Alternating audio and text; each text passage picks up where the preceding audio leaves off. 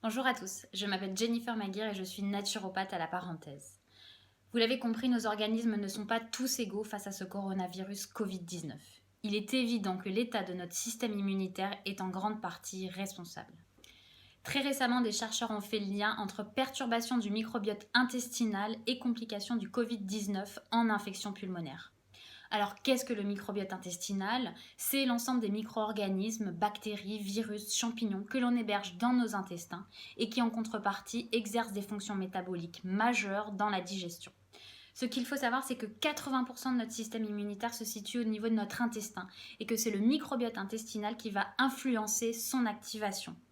En résumé, pour soutenir son immunité, et c'est de ça dont on a besoin en ce moment, il faut prendre soin de son microbiote intestinal. Comment le préserver? Eh bien en arrêtant de l'agresser. Le stress, le manque de sommeil, la fatigue chronique, une alimentation déséquilibrée ou la prise d'antibiotiques vont réduire la diversité de ces micro-organismes et c'est la chute de cette diversité qui va entraîner la maladie.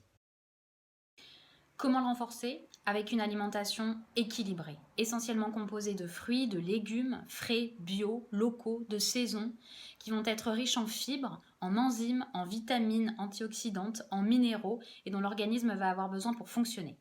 J'évite surtout en ce moment tout ce qui va être pro-inflammatoire pour mes intestins, thé, café, chocolat, alcool, produits industriels, sucres raffinés.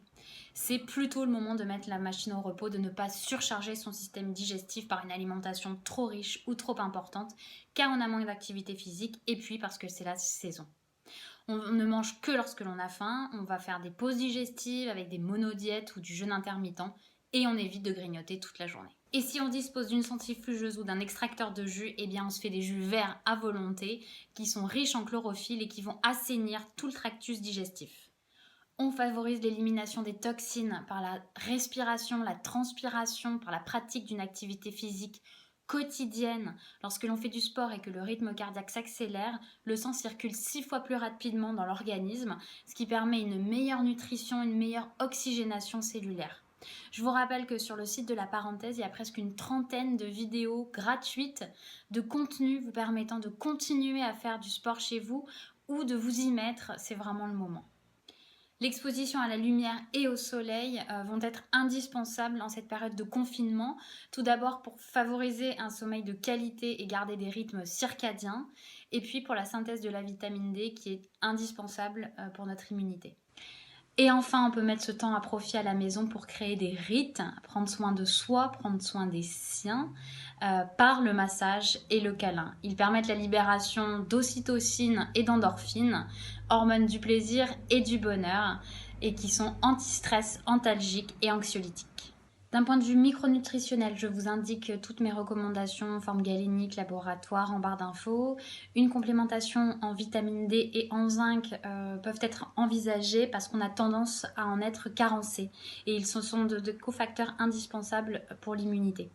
S'il y a une carence en apport micronutritionnel, je pense tout particulièrement aux enfants qui ne mangent pas assez de fruits ou de légumes, on peut supplémenter avec un complexe antioxydant, vitamine A, B, C, E. S'il n'y a pas de problématique sur l'intégrité de la barrière intestinale, sinon ça ne sert strictement à rien, ça ne sera pas assimilé. Dans ce cas, on pourra envisager certains probiotiques en fonction de la problématique avec un protocole en amont, mais je ne conseille aucun probiotique sans avoir vu la personne. Pour gérer le stress et faire baisser le cortisol en cette période de confinement, la rhodiole est une plante adaptative très intéressante. Et enfin, une synergie cyprès-échinacée fonctionne très bien pour soutenir l'immunité et contre le coronavirus. Attention, on s'orientera vers une autre plante en fonction de l'âge de la personne, de son état ou s'il y a une maladie auto-immune.